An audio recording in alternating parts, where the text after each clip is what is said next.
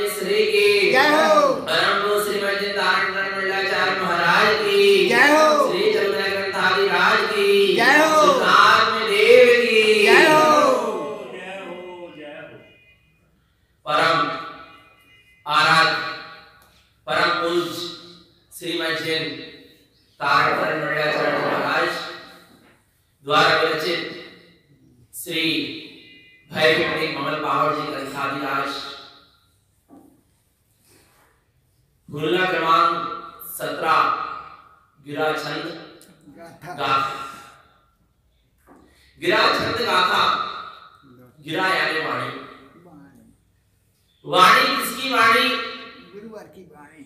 जिन्हें परमात्मा की वाणी। गुरुवर की वाणी। जिन वाणी वह ज्ञान का अमृत कुंभ जो आत्मा के असंख्यात प्रदेश जो ज्ञानमयी है, चेतनामयी है, वो वहां से ज्ञान कुंभ, ये ज्ञान अमृत कुंभ, वो ज्ञान का अमृत रस का फुब्बारा फूट रहा है, फूट रहा है।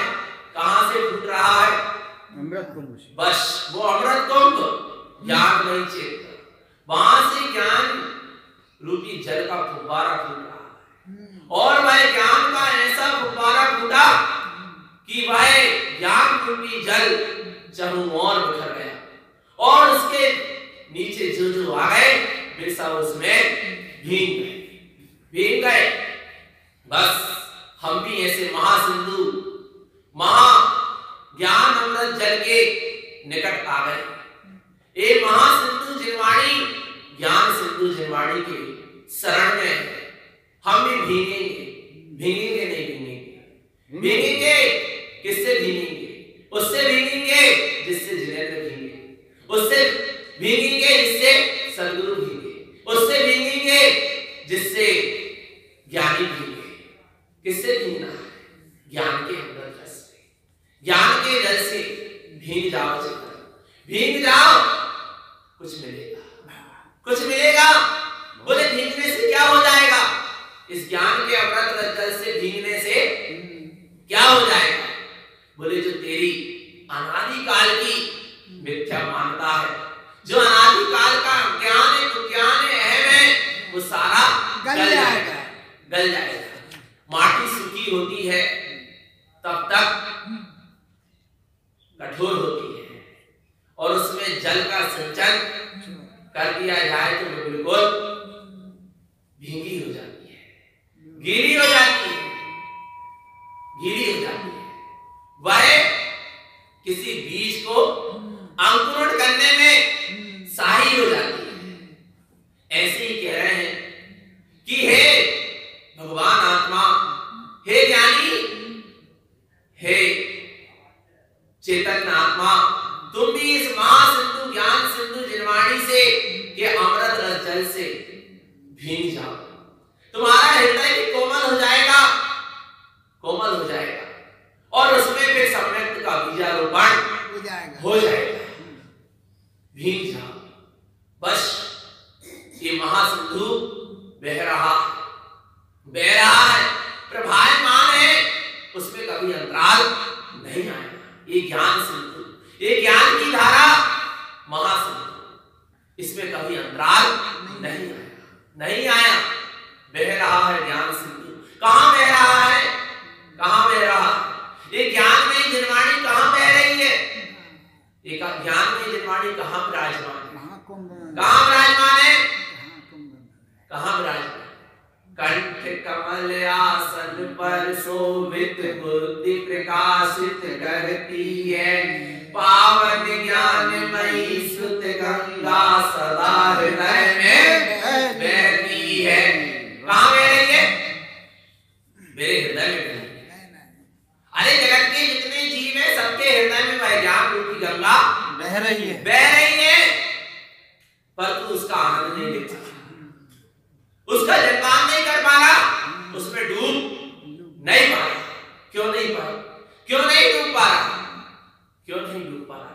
क्योंकि तेरी दिशा ही विपरीत चल रही है। जहां ज्ञान का अमृत कुंभ बह रहा है, जहां ज्ञान का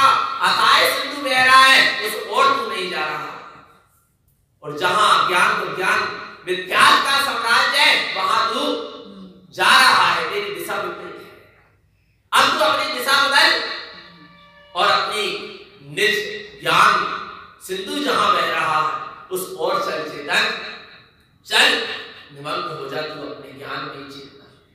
बस फिर तुझे बाहरी ज्ञान की कोई आवश्यकता नहीं, शास्त्र ज्ञान की कोई आवश्यकता नहीं। क्यों?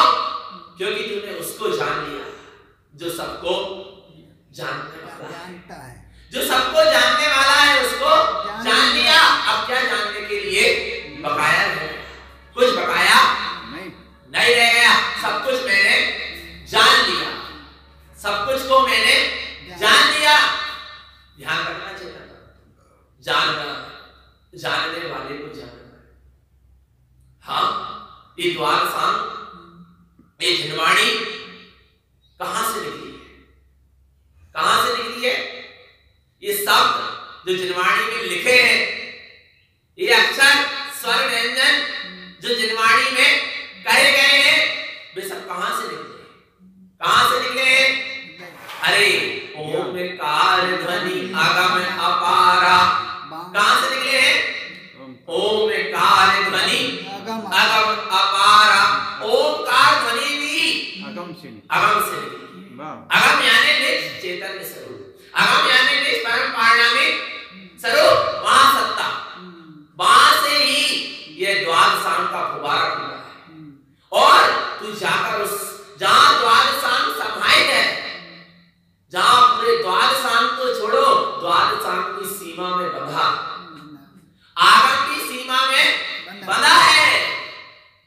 द्वाद सांग ही 11 और 14 पूर्व में और अधिक में कहा गया। आगम में सीमा है, आगम असीम है, अथाह है, अपार है, जिसका कोई पार नहीं है। और ऐसा ओंकार में जो परमात्मा स्वरूप अगम अपार है, वो कहां है? कहां? ओंकार घट घट पर भेसा, कहां पर विराजमान है? कहां है? घट में। हाँ, मेरे भीतर है। अरे मेरे भीतर क्या, मैं स्वयं ही वह अगम अपार चेतना ज्ञान सिंधु। ऐसे ज्ञान सिंधु को क्या करो? जान लो, पहचान लो, अनुभव कर लो। हाँ, एक बार उसका जलपान कर लो। अरे मैं तो कह रहा हूं उस सिंधु की एक बूंद चख लो। अरे वाह, क्या नहीं, क्या उस सिंधु की कितनी बूंद? एक बूंद चख लो, पूरे सिंधु का स्वाद आ जाएगा। आएगा नहीं? आएगा। महासिंधु है, उसकी एक बूंद चखो, स्वाद किसका आएगा? पूरे सिंधु का आएगा।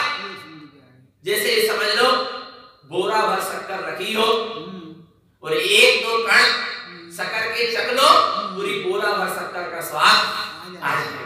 जो शक्कर का एक कण स्वाद देगा, वो ही बोरा भर शक्कर स्वाद देगी। ऐसे ही जो एक बूंदी स्वाद देगी, वो ही पूरा सिंधु स्वाद देगा। ऐसे कह रहे हैं, भीतर में ज्ञान का अथाह सिंधु है, तू उस ज्ञान के अथाह सिंधु की एक बिंदु को क्या कर ले?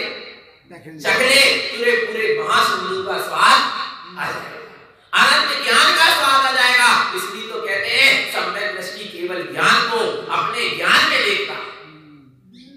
क्या क्या क्या?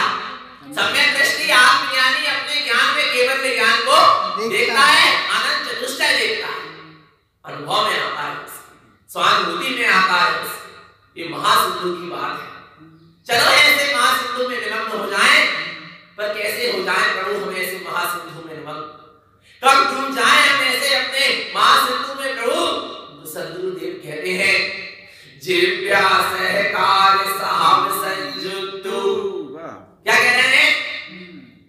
जिव्या सहकार साहब संयुक्तु। अरे हे जीव चेतन आत्मा, तू ऐसे अपने ज्ञान स्वभाव का सहकार कर। क्या कर? उसका सहकार कर कि यही सत्य है।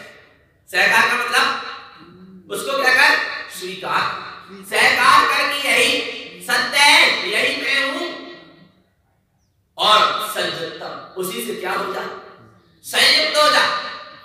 हाँ, सहकार उसी से प्रीति कर, उसी में रति कर, उसी में रमण कर और उसी से जाकर उसी में संयुक्त हो जा, ठहर जा। क्या हो जा? ठहर जा। बोले क्या होगा? मैं ऐसे ज्ञान सिंधु में जाकर ठहर जाऊंगा, निमग्न हो जाऊंगा तो ओ वन्य अनंत सुदेवी पौतु। क्या होगा? ओ वन्य अनंत सुदेवी पौतु।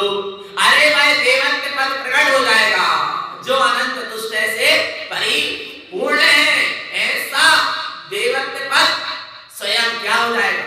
ओवन्य अनंत सुदेवी पौतु। कौन सा देवत्व पद? जो अनंत गुणों से परिपूर्ण है, ऐसा अनंत देवत्व पद ओवन्य अनंत सुदेवी पौतु क्या हो जाएगा? प्रकट हो जाएगा। ओवन्ना कैसे? ओवन्य कहां से प्रकट होगा?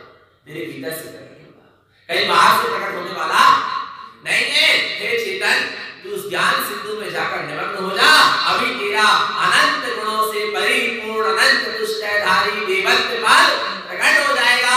तू स्वयं अनंत तुष्ट का धारी परम देव हो जाएगा। हो जाएगा नहीं? हो जाएगा। हो जाएगा। तो फिर देर क्यों करते?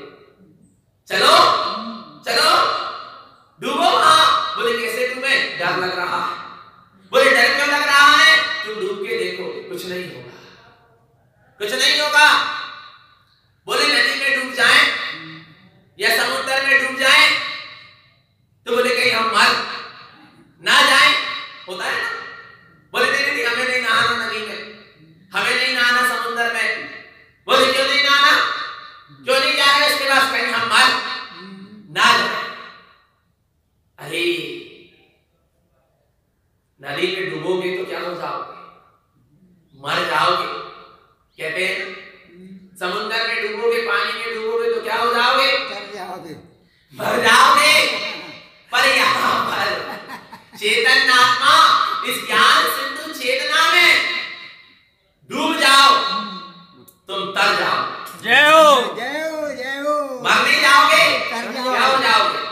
तर जाओगे और तुम्हारी जो अज्ञान जो ज्ञान त्याग कर्म कलंक के सब मर जाएंगे और तुम तर जाओ। क्या होगा? डूबना है क्या? नहीं डूबना, डूबना है। बोले कैसे डूबे? बोले ज्यादा कठिन काम नहीं है, धैर्यता से, धीरज, धीरे धीरे। कैसे? धीरे धीरे, धैर्यता से। अच्छा, स्वभाव कैसा है? आनंद। स्वरूप कैसा है? अनंत। आनंद है। तो उसकी प्राप्ति के लिए धैर्यता भी कितनी चाहिए? अनंत। आनंद चाहिए। एकदम से काम बनेगा नहीं, पर धीरे धीरे। कैसे करो? सने सने। धीरे सने सने। निमिष ले रे, जैसे ले सकौ ले रे, भलई भरौ देख ले रे, मूढ़। जय हो। मूढ़। क्या कह रहे हैं? मूढ़। निमिष कितना ले ले? थोड़ा थोड़ा थोड़ा थोड़ा थोड़ा थोड़ा। निमिष पलक झपकने थोड़ा ले ले ले ले। पर किसको ले? भरई भरौ देख ले रे, मूढ़ है। तू देख ले, तू अनंत गुणों से परिपूर्ण लबालब भरा है। भरा है माने भरा है। अब देख कैसे चलना है उसकी ओर, कैसे होंगे महासिंधु में निमग्न। तो सद्गुरु कहते हैं आगे, जिव्या व्यास अर्थ ममलो, जिव्या भर मत्तु प्रमाण सवनो। क्या करो? उसका अभ्यास करो। किसका अभ्यास करो? उसमें डूबने का, निमग्न होने का धीरे धीरे अभ्यास। थोड़ी उसकी ओर चलो। एक कदम तो रखो, एक कदम तो रखो, दूसरा कदम आगे बढ़ाओ। धीरे धीरे बढ़ाते चलो, बढ़ाते चलो। एक कदम तो रख दो, धीरे धीरे चेतन मानो। अरे हम तो कह रहे हैं इसके किनारे तो पहुंच जाओ। अव्यास अर्थ ममलो, ऐसे ममल स्वरूप, प्रयोजनी ममल स्वरूप में का क्या करो? अभ्यास करो। जी पता है क्या का अभ्यास करो? गाथा पढ़ेगा ग्रंथ की, उसको रटेगा, उसको रटने का अभ्यास करेगा और उसके अर्थ को समझने का और फिर उसके अर्थ को भी रटने का क्या करेगा? अभ्यास करेगा। और फिर अभ्यास के बाद उसको सामने वाले के सामने व्यक्त करने के लिए उसका अभ्यास करेगा। पर सद्गुरुदेव कह रहे हैं जितना समय तुम गाथा को रटने में और उसके अर्थ को समझने में और समझाने में लगा रहे हो, इतना समय तुम उस प्रयोजनभूत अर्थवान सारभूत अपने ममल स्वभाव का अभ्यास करो। जय हो। तो क्या होगा? ऐसे ममल स्वरूप का अभ्यास करेंगे तो क्या होगा? क्या होगा? जिव्या परमात्म प्रमाण सब लोग, तुम्हें वह परमात्म स्वरूप अपने अनुभव से प्रमाण हो जाए। जो गाता है ना, जो गाता जिस चैतन्य स्वरूप को दिखला रही है, वो गाता का अभ्यास करने से गाता का अनुभव से प्रमाण नहीं होगा क्या? गाता जिसको तुम रटने का और उसके अर्थ को समझने का प्रयास कर रहे, अभ्यास कर रहे हो, उससे आत्मा का निज परमात्मा स्वरूप का साक्षात्कार नहीं होगा, प्रमाण नहीं होगा। फिर कैसे होगा? तो गाता जिस चैतन्य स्वरूप को कह रही, वो चैतन्य स्वरूप का अभ्यास करोगे। वो चैतन्य स्वरूप का अभ्यास करोगे, प्रयोजनभूत ममल स्वरूप का अभ्यास करोगे तो परमात्म प्रमाण समझ लो। क्या कह रहे हैं? तुम्हें अपने परमात्म स्वरूप का प्रमाण हो जाएगा। हो जाएगा माने हो जाएगा, हो जाएगा है क्या नहीं है? सब पक्का होगा कि नहीं होगा? होगा, पक्का होगा, पक्का हो जाएगा। 101% होगा कि नहीं होगा? संशय तो नहीं है? नहीं, शंका नहीं है ना? होगा माने होगा। होगा। 1000 ग्रंथ पढ़ लो, कोई निश्चित नहीं है कि तुम्हें आत्मानुभव हो जाए, हो ही जाए। गारंटी नहीं, गारंटी नहीं है, हो सकता है। पर एक बार अपनी दृष्टि को पलटो और अपने स्वरूप को जाकर टच कर जाओ, बस क्या होगा? जिव्या परमात्म प्रमाण सब लोग, तुम्हें क्या हो जाएगा? वो निज परमात्मा स्वरूप का अनुभव से प्रमाण हो जाएगा। फिर क्या होगा? क्या होगा? प्रमाण हो जाएगा तो क्या होगा? अग्नि को तुमने छूकर देख लिया, क्या हो गया? प्रमाण हो गया कि ये कैसी है? कैसी है? कैसी है? उष्ण है, गर्म है, गर्म है, हो गया। या नमक की डली मुख में रखे तो प्रमाण हो गया ये कैसी है? खारी है। या शक्कर की डली मुख में रखे तो क्या हो गया? प्रमाण हो गया कि ये मीठा है, मीठी है। तो फिर क्या होगा? ऐसे दृष्टि स्वरूप में पहुंची तो स्वानुभवन हो गया कि मैं परमात्मा स्वरूप ममल स्वरूप ही हूँ, मैं स्वयं परमात्मा ही हूँ, मैं स्वयं सिद्ध स्वरूपी ही हूँ। ऐसा अनुभव प्रमाण हो गया तो अब क्या होगा? बोले क्या होगा? जिव्या समय सुदृष्टि ममलो, अब उसकी दृष्टि में निरंतर अपना ममल स्वभाव ही दिखाई दे, जिसका उसने स्वाद ले लिया। अब उसकी दृष्टि में वही दिखाई देगा। जिव्या समय सुदृष्टि ममलो, उसकी दृष्टि में अपना स्वसमय ममल स्वरूप ही दिखाई दे। क्यों? क्योंकि इसकी दृष्टि में अपना ममल स्वभाव आ गया। जिसकी दृष्टि में जो होता है उसको वही दिखाई देता है। जिसकी दृष्टि में जो होता जिसकी दृष्टि में यदि लाल कलर का चश्मा लगा हो तो उसको सब जगह क्या दिखता है? लाल ही लाल दिखता है।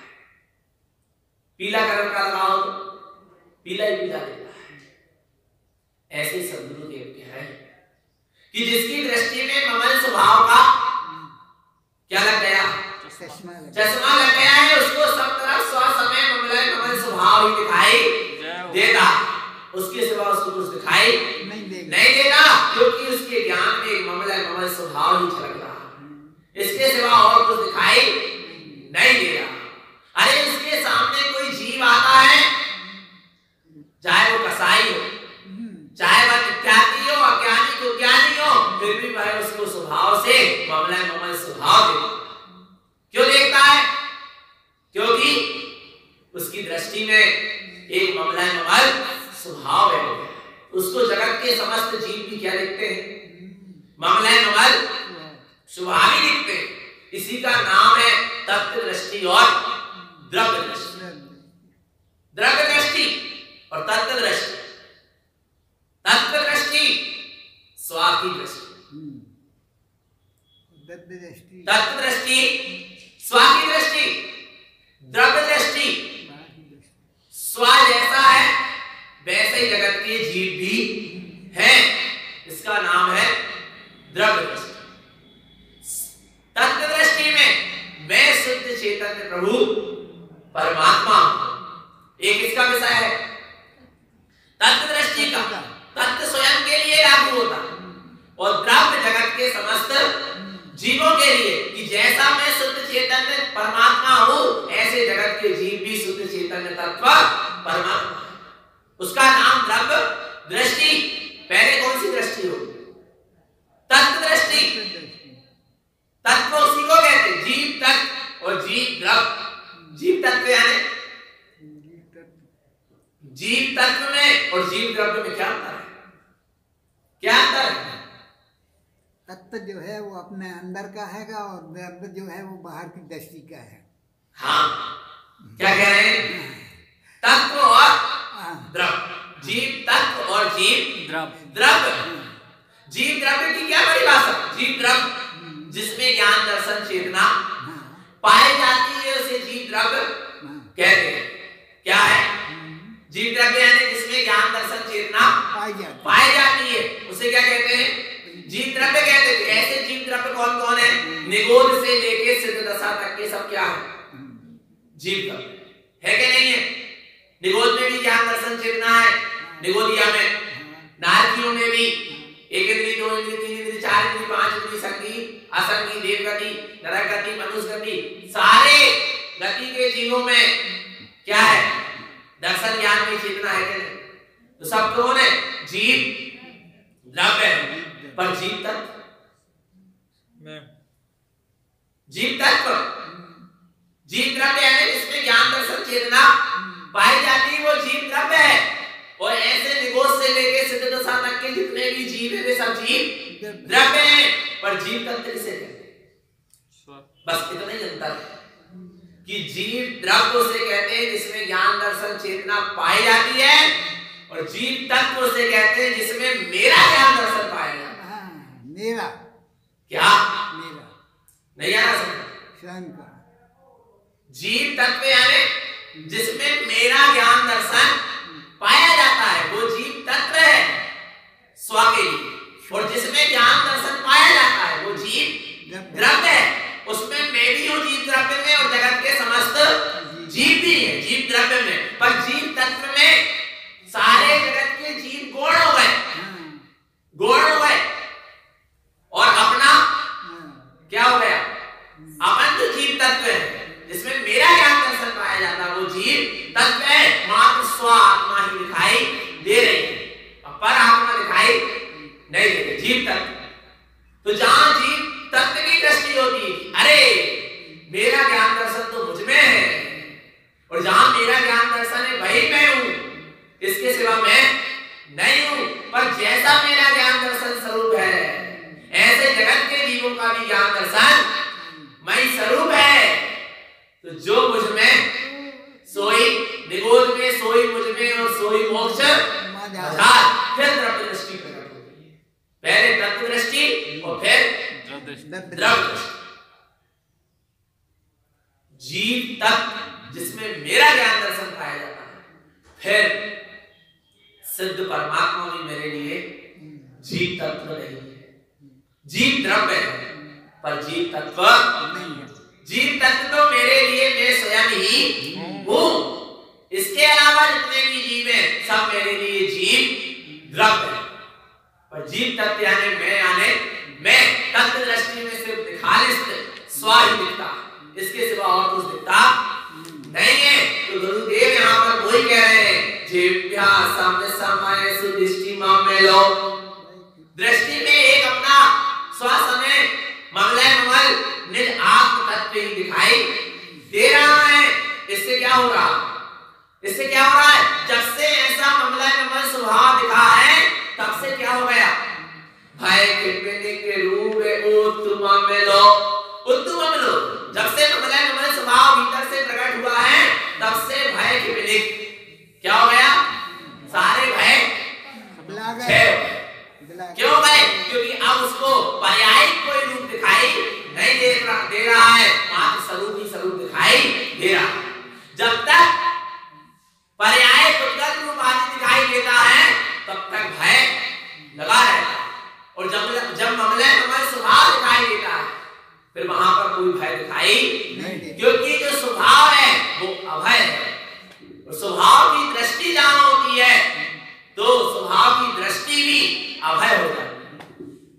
नहीं आ सकता क्या स्वभाव कैसा है? अभय। आत्मस्वरूप कैसा है? अभय। और भय काय में? उपयोग में। भय काय में? उपयोग में लगा रहता है, क्योंकि उपयोग अभय स्वभाव के साथ ना होकर पर पर्याय के साथ जुड़ता है, इसलिए उसको भय लगा रहता है। और वो उपयोग अपने अभय स्वभाव का साथ ले ले फिर उसको कोई भय नहीं होता। जैसे बालक होता है, कौन होता है? बालक होता है, छोटा सा बालक है और पिताजी के साथ मेला घूमने गया है और पिताजी का साथ क्या हो जाए? छूट जाए। पिताजी का हाथ छूट जाए तो क्या होता है? फिर भयभीत होता है। क्यों होता है? क्योंकि जब तक पिता का हाथ बालक के हाथ में था, या बालक का हाथ जब तक पिता के हाथ में था, अर्थात बालक पिता के साथ था, तब तक कुछ का भय नहीं था। और जैसे ही बालक ने पिता का साथ छोड़ा, बालक क्या हो जाता है? भय भीत हो जाता है, डर जाता है। इसलिए पिता क्या कहता है बालक से? बेटा मेरा हाथ छोड़ना मत, पकड़े रहना। ऐसे सद्गुरु कह रहे हैं कि हे जगत के जीवो, तुम भी अपने मंगलय ममल स्वभाव का साथ कर लो, फिर तुम्हें भी ये संसार के पर्याय भय कोई नहीं होंगे। फिर तुम्हें कोई भी कर्मधारा पर पर्याय डराने वाली नहीं है, क्योंकि तुमने अभय स्वभाव का हाथ पकड़ लिया, अभय स्वभाव का साथ ले लिया, इसलिए अब तुमको किसी का भय नहीं है। जैसे बालक पिता का हाथ पकड़कर निर्भय हो जाता है और आनंद से सारे मेले का आनंद लेता रहता है, ऐसे ही सम्यक दृष्टि ज्ञानी भी अपना मंगलय ममल स्वभाव का साथ ले लेता है, अपने अभय निर्भय स्वभाव चेतना का साथ ले लेता है। फिर वह भी निर्भय हो जाता है। फिर उसे जंगल में रहे, चाहे महल में रहे, चाहे नरक में रहे, सम्यक दृष्टि, चाहे वेग गति में रहे, उसको कुछ का भय नहीं होगा। कई लोग कहते हैं हे भगवान हम नरक ना चले जाएं, और हम तो कहते हैं हम अब भी नरक चले जाएं, हमें कोई डर नहीं। क्यों डर नहीं? क्योंकि जो नरक जाता है वो मैं नहीं, और जो मैं हूं वो कभी नरक जा सकता नहीं।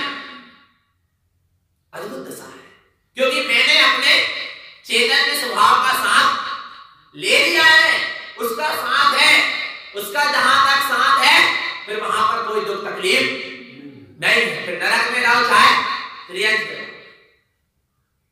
कितने ना जाने कितने नरक में सम्यक दृष्टि जीव है, पर कैसे सुखी है, आनंद में है, क्योंकि उसने अपने आनंदनाथ प्रभु का क्या ले लिया? साथ ले लिया। इसलिए आनंद में नरक की वेदना होने के बाद भी, इसलिए नरक जाने से भी मत डरना। पर कब मत डरना? जब तुम्हारा चैतन्य का क्या हो जाए? साथ चेतन के साथ हो फिर कहीं चला जाऊं मुझे किसी का भय नहीं है, और चेतन का साथ नहीं है और फिर तो भैया बड़ी ही, चाहे देव गति में चले जाओ फिर दुखी ही दुख है।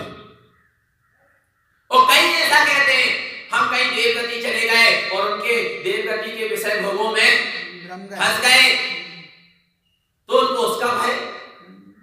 कई लोग मिलते हैं बोले देव गति चले गए और कहीं क्या हो गया, विषय भोगों में फंस गए तो फिर क्या करेंगे, फिर से दुर्गति हो जाएगी, उनको उसका भय। अरे चेतन आत्मा, यानी तेरा चैतन्य प्रभु के साथ होगा, ममलय नमल स्वभाव के साथ तू होगा तो देव गति में रहने के बाद भी तू विषय रोगों में आनंद नहीं लेगा, क्योंकि तुझको स्वयं अपना आनंद नाथ प्रभु मिले। तुझे कहां विषय रोगों में आनंद, तू बिल्कुल मत डर। ये तो भावना माने नहीं कौन सी गति में जाना और कौन सी गति में नहीं जाना, मेरी गति तो निज की ओर चलेगी, बस एक गति है। कौन सी गति है, निज की ओर, चेतना की ओर, परम प्रभु की ओर, निःशुद्धात्मा की ओर, बस मुझे वहां जाना है। हे प्रभु मैं अनादि काल से तुझसे बिछड़ गया। कौन कह रहा है, उपयोग अपने चैतन्य प्रभु से कह रहा है। हे प्रभु, हे चैतन्य प्रभु, निजात प्रभु, मैं अनादि काल से तुझसे क्या हो गया, बिछड़ा हूं।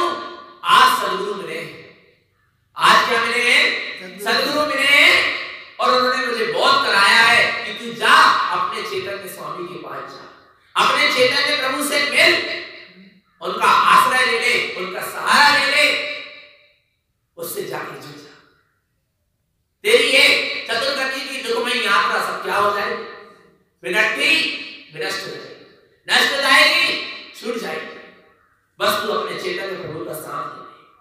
सच्चा साथी यदि कोई है तो कौन है, निज चैतन्य प्रभु ही है, इसके सिवा कोई सच्चा साथी नहीं है, नहीं है। अरे तीर्थंकर प्रभु भी सच्चे साथी नहीं है, सिद्ध प्रभु भी सच्चे साथी, अच्छे साथी तो है कि वे तुम्हें दुर्गति में नहीं पहुंचाएंगे।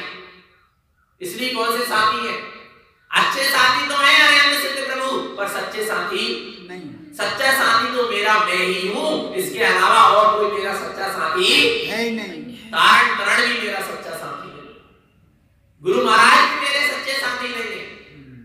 सच्चा साथी तो मेरा है निज शुद्धात्मा, पर गुरु महाराज को इसलिए सच्चा साथी कह देते हैं क्योंकि उन्होंने हमें सच्चा मार्ग बताया और सच्चे साथी का बोध कराया है। उनके शरण में जाकर जीव कहते थे आप हमारे लिए तारणहार हैं, तो तारण तरण स्वामी कहते थे अपम च आप तारण, मैं तुम्हारे लिए तारणहार नहीं, तुम्हारे भीतर बैठी आत्म सत्ता तरण सत्ता ही तुम्हारे लिए तारणहार। क्योंकि जिन दिन ने ऐसी परम सत्ता का, तरण सत्ता का, चैतन्य सत्ता का आश्रय लिया है वे संसार सागर से तिरे, जिसके आश्रय से तिरा जाए उसका नाम तारण तरण है। किसके आश्रय से तिरा जाए, किसके आश्रय से, तारण तरण स्वामी के आश्रय से नहीं, तारण तरण स्वभाव के आश्रय से। वो कहां है, कहां है, ओम में कार्य घट घट परवेशा, कहां बैठा है वो, घट में बैठा है। कई बार बोलने मत चले जाना, बस चेतनात्मा कुछ चले। बोले ऐसे ज्ञान में स्वभाव की, ऐसे कमलय कमल स्वभाव की, ऐसे चैतन्य स्वभाव की, ऐसे तारण तरण स्वभाव की क्या करें, क्या करें, अनुमोदना करें, क्या करें, अनजीव्या अनमोय ज्ञान सहजम अनमोय खिपिय कामुते भी हम। बोले क्या करें, बोले ऐसे कमलय कमल स्वभाव में लीन हो जाओ। अनमोय यानी लीन हो जाओ, और लीन नहीं हो पा रहे तो कम से कम उसका आश्रय ले लो। क्या क्या कह रहे हैं, उसमें क्या नहीं हो पा रहे, लीन नहीं हो पा रहे तो कम से कम उसका आश्रय ले लो, और आश्रय नहीं ले पा रहे तो कम से कम उसकी अनुमोदना ही कर लो। अनुमोद के बहुत अर्थ, लीन होना, अवलंबन कमल लेना, आश्रय लेना और अनुमोदना करना। पर मुख्य क्या है? लीन होना। और लीन नहीं हो पा रहे तो क्या करो? आश्रय ले। और आश्रय नहीं ले पा रहे तो अनुमोदना कर दो। बोले बड़ा कठिन लगता है आत्मा का आश्रय लेना। सद्गुरुदेव कह रहे, क्या कह रहे? जेव्या अन्मोहन्यान सहजम। कैसा है वो? सहज है। जो स्वभाव सहज है उसका आश्रय लेना क्या लग रहा? कठिन हो ही नहीं सकता। तुम लेना नहीं चाहते ईमानदारी से, तुम्हें उसकी तड़ाव रुचि नहीं है, इसलिए कठिन लग रहा। जिसको जिस चीज की रुचि होती है उसको वो काम सरल लगता है। तुम्हें भी अपने चैतन्य प्रभु की अभी सम्यक रुचि जाग जाए, वो अभी है, अर्जेंट है, प्रेजेंट है। हाँ, कौन? अपना चैतन्य स्वभाव, इसलिए सहज है। जो हर समय उपस्थित है वो सहज है, जिसको कहीं से लाना नहीं और कहीं से बनाना नहीं। ऐसा चैतन्य प्रभु सहज है। अब ज्ञान उसमें जाकर क्या हो जाए? लीन हो जाए। और क्या करना? वो ज्ञान भी अभी है। जिसको लीन होना है वो भी अभी है, और जिसमें लीन होना है वो भी अभी है। फिर देरी काहे की? देरी काहे की? कितनी देर लगेगी? जेव्या अन्मोहन्यान सहजम। हम बताएं, अच्छी मत करो, तुम चलो तो थोड़ा उस महासिंधु की और चलो। सन 2010 की या 11 की बात होगी। गिरनार जी क्षेत्र की भ्रमण की ओर हम लोग थे। छोटे थे, बहुत छोटी उम्र थी। वहां एक बहुत बड़ा समुद्र पड़ा। समुद्र बहुत पानी। घूमने गए थे, छोटे से थे। सब कहने लगे नहा लो नहा लो। पर हमने कहा कैसे नहा ले, ये तो पानी बहुत अथाह है। डर लग रहा था। एक जन ने हमारा हाथ पकड़ा और कहने लगा तुमको कुछ नहीं करना है, तुम बस इसके किनारे जाकर क्या हो जाओ, खड़े हो जाओ। और बस उसने किनारे पे ले जाकर खड़ा करा और एक लहर आई और हम पूरे भीग गए। कुछ थोड़ी ना करना है, कुछ नहीं करना है। तुम उसके किनारे जाकर खड़े तो हो जाओ। निज ममल ज्ञान स्वभाव के किनारे जाकर क्या हो जाओ, खड़े जाओ। थोड़े सन्निकट तो आ जाओ, उसके सन्मुख तो हो जाओ। अपने आप ज्ञान की लहर आएगी और तुम उसमें भीग जाओ। कुछ नहीं करना, सहज है ना। समुद्र की लहर, समुद्र में लहर उठना सहज है, और उसके किनारे जो बैठा है उसका भीगना भी सहज है। बस तू अपने ज्ञान में महासिंधु के निकट आ जा। वहां से भी ज्ञान की लहरें उठेंगी, आनंद की लहरें उठेंगी, और बस तू भीगता चला जाएगा। और उस आनंद को और उस ज्ञान के महासिंधु का आनंद तू ले लेगा चेतन। और कुछ नहीं करना। और क्या होगा इससे? क्या होगा इससे? ऐसे ज्ञान स्वभाव का आश्रय लेने से, उसमें लीन होने से क्या होगा? क्या हो जाएंगे? फायदा होगा। अरे ऐसे कमल स्वभाव में लीन होने से, आश्रय लेने से, उसकी अनुमोदना करने से तीनों प्रकार के कर्म क्षय हो जाते हैं। कितने प्रकार के कर्म? 3 प्रकार के। कौन कौन से? द्रव्य कर्म, भाव कर्म और नौ कर्म। सब क्या हो जाएंगे? क्षय हो जाएंगे। पर तू ऐसे ज्ञान सिंधु में डूबते चले जा चेतन आत्मा, तेरी सारी गंदगी साफ हो, बिल्कुल तू चकाचक शुद्ध निर्मल, बिल्कुल नमा समय साराय स्वानुभूत्या कास्ते चिद सुभाय भावाय सर्व भावांतरस। सारे भावों से तू क्या हो जाएगा? सबका अंत हो जाएगा। बस स्वानुभूति में जब तेरा स्व समय सार शुद्धात्मा चकाचक हो जाएगा, निर्मल दिखाई देगा, बस चकाचक है, बिल्कुल निर्मल है, शुद्ध है, परम विशुद्ध है। बस ऐसे निर्मल स्वभाव का आश्रय लो, उसमें लीन हो जाओ। और क्या कहते हैं, ऐसे निर्मल स्वभाव का आश्रय लेने से क्या होगा? क्या कहते हैं, जीव्या परिणामोऽनंत वीर्यम् नाना प्रकार ज्ञान सूर्यम्। आहा, क्या कह रहे हैं? अरे जहां पर ये ज्ञान उपयोग अपने ज्ञान स्वरूप की चैतन्य प्रकाशमान चैतन्य सूर्य की निरंतर रखेगा सुरत, तो उसके जो अनंत प्रकार के विभाग रूप परिणाम थे वे सब क्या हो जाएंगे? छूट जाएंगे। बिल्कुल क्या हो जाएंगे? छूट जाएंगे। पर कब?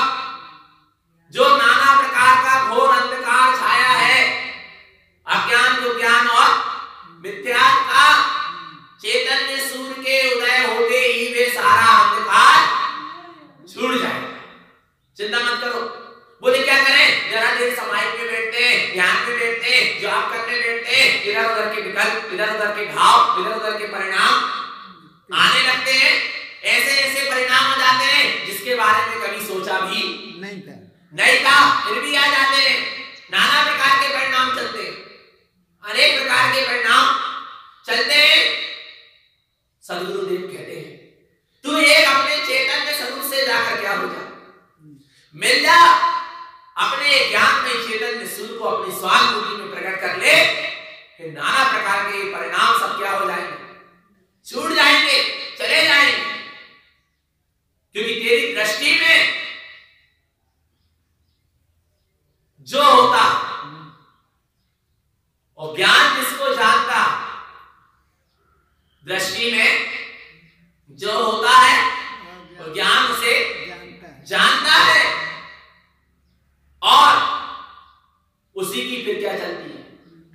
सुरक्षा। वही परिणाम बार बार आता है, उसी का परिणाम बार बार आता है। और जब तेरी दृष्टि में चैतन्य स्वरूप परमात्मा आ जाएगा, ज्ञान उसी को जानेगा, और फिर उसी के परिणाम है। किसके? स्वभाव के, चेतना के, निज ज्ञान स्वरूप के, निज परम सत्ता के ही परिणाम आए। इसके सिवा और किसी के परिणाम नहीं आए। तेरे को जिसकी भूख होगी, क्या भूख होगी तेरे को, हे चेतन आत्मा, तेरे को जिसकी भूख होगी, तेरे को उसी का परिणाम आएगा। भूख यानी रुचि, लगन, तड़प होगी, तेरे को उसी का क्या आएगा? परिणाम आएगा। और तुझे यदि चैतन्य की रुचि है, लगन है, तड़प है, तो बार बार उसी का परिणाम आए। जिसको संसार की वासना होती है, काम भोग की, उसको उसी के परिणाम बार बार। जिसको पैसे की लगन होती है, उसको दुकानदारी आदि संबंधी, व्यापार आदि संबंधी क्या आते हैं? परिणाम आते हैं। जिसको भोजन की रुचि होती है, उसको भोजन के बनाने के, करने के और कराने के परिणाम आते हैं। और जिसको चैतन्य स्वभाव की रुचि होती है, उसको चैतन्य स्वभाव के ही परिणाम आते हैं। आते हैं कि नहीं? आते। कैसे परिणाम आते हैं? अहो मैं ज्ञान स्वरूपी, अहो मैं ममल स्वरूपी, अहो मैं शुद्ध स्वरूपी, अहो मैं सिद्ध स्वरूपी, अहो मैं तो अनंतानंद ज्ञान स्वरूपी, अहो मैं अनंत चतुष्टय का धारी, अहो मैं रत्नत्रय का पुंज, अहो मैं ज्ञान सिंधु, अहो मैं आनंद कंद सच्चिदानंद, अहो मैं परम आनंद से परिपूर्ण, अहो मैं अपने में ही चिदानंद चैतन्य प्रभु, अहो मैं ब्रह्म स्वरूपी, अहो मैं ज्ञान स्वरूपी। ऐसे उसको अंतरंग में अनेक प्रकार के क्या आते हैं? परिणाम आते हैं। अहो मैं जयवंत स्वरूपी। ऐसे इसको अंतरंग में क्या होते हैं? परिणाम आते हैं।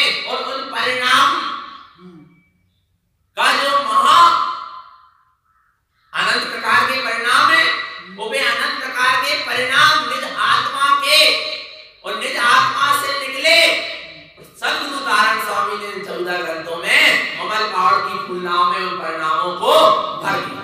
जय हो। क्या है ये ममल पहाड़? क्या है? आत्म स्वरूप से निकले अनंत प्रकार के जो ज्ञान में परिणाम है, वे परिणामों का समूह ममल पहाड़ है। बस इसको पढ़ते जाओ और इसमें समाते।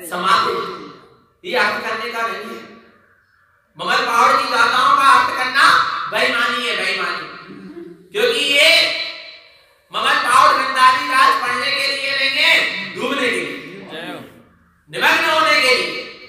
पर क्या करूं प्रभु, बेसी सामर्थ्य शक्ति नहीं आ पाए कि मैं अपने स्वरूप में डूब जा रहा।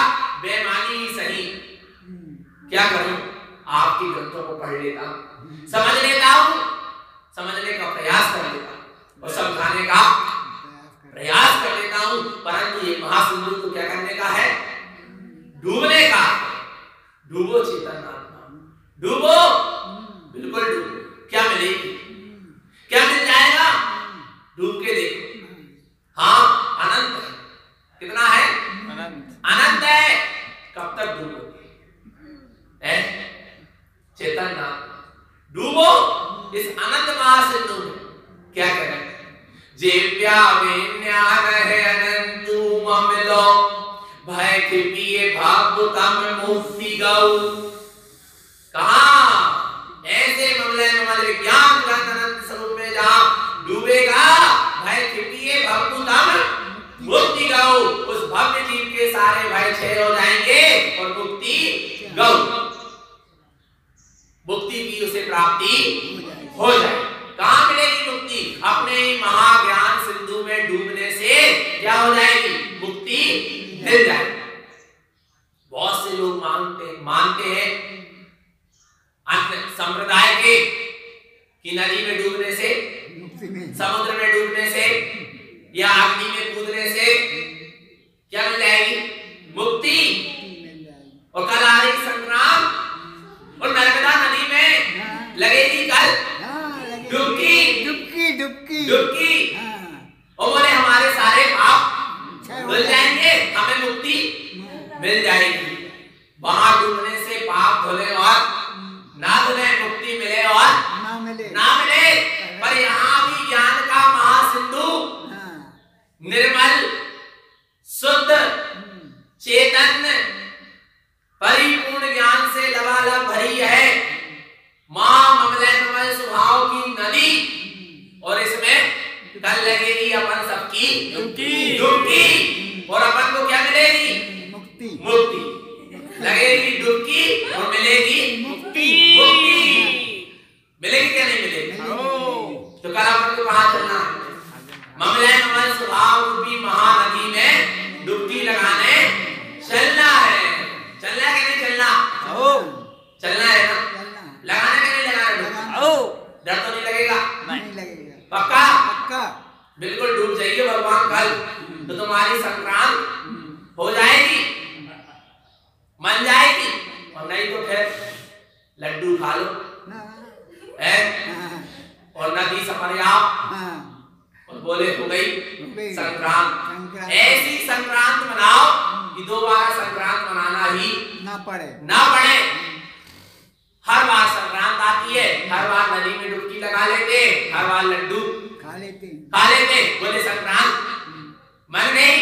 यहाँ सदगुरुदेव कहते हैं अब इस बार ऐसी संक्रांत मनाओ कि उस महासिंधु में डूब जाओ, ज्ञान रूपी ममल स्वभाव रूपी नदी में, कि फिर वहां से वापस लौट के आओ ही मत कि दोबारा हमें संक्रांत मनाना है क्या नहीं है। और ऐसे परमात्म स्वरूप में डूबो और ऐसे परमात्म स्वरूप का फल प्राप्त करो। बस चेतन चलो अपने स्वरूप आगे। गिरा छंद गाथा की अंतिम धत्ता अर्थात उपसंहार, पूरा निचोड़, पूरा सार गिरा अर्थात जिनवाणी का क्या है? भय कृपी अभय स्वभाव लई ज्ञान मई अनुरक्त उत्तम दिव्य काम मिले अंत सुई ममल सिद्धि संपत्ति। क्या हो रहा है?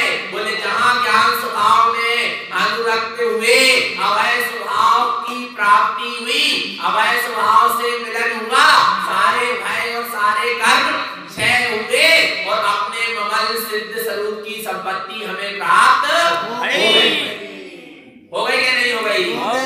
सिद्धि की संपत्ति प्राप्त हो गई। ऐसी सिद्धि की संपत्ति अभी तुम्हें जो प्राप्त हो गई वह सिद्धि की संपत्ति अनंत है। अब वो अनंत काल तक तुम भोग करो, तो भी कभी कमी आने वाली नहीं। भोग करो सिद्धि की संपत्ति जब मिल गई। अब क्या करो उसका भोग करो। चिल्लाते ही मत रहो मैं सिद्ध हूं और मैं शुद्ध हूं। अरे हूं तो उसका क्या करो भोग करो। मेरे घर में हीरे जवाहरात है, मेरे घर में हीरे जवाहरात है, मेरे घर में हीरे। क्या होगा चिल्लाने से? कुछ नहीं होगा, गरीबी मिट जाएगी। अरे कोई हीरे जवाहरात का तू भोग कर, जिससे तेरी गरीबी क्या हो जाए? मिट जाएगी। अब तू चिल्ला रहा है मैं सिद्ध हूं, मैं शुद्ध हूं, मैं मुक्त हूं। कहना चाहिए, मना नहीं करना। पर क्या मैं सिद्ध हूं, मैं शुद्ध हूं, मैं मुक्त हूं। बिल्कुल सत्य। मैं अनंत गुणों का भाई हूं। चिल्ला मत भाई, तू अनंत गुणों की संपदा से परिपूर्ण है, तो अब उसका तू क्या कर भोग कर। तो तेरी गरीबी है, संसारी है, मिथ्या ज्ञान को ज्ञान कर्म संयोगी दशा है, ये सारी गरीबी तेरी क्या हो जाएगी? दूर हो जाएगी। और क्या हो जाएगा? ममल सिद्धि संपत्ति और उस ममल सिद्धि मुक्ति श्री की तुझे प्राप्ति हो जाएगी। तो इस तरह अपने स्वरूप में रमण करें और अपनी सिद्धि की संपत्ति का निरंतर भोग करते चले। ऐसी सद्गुरु की हम सभी भक्त जीवों के लिए मंगल पवित्र पावन देशना और श्रीमद् जयंतारण महाराज की जय।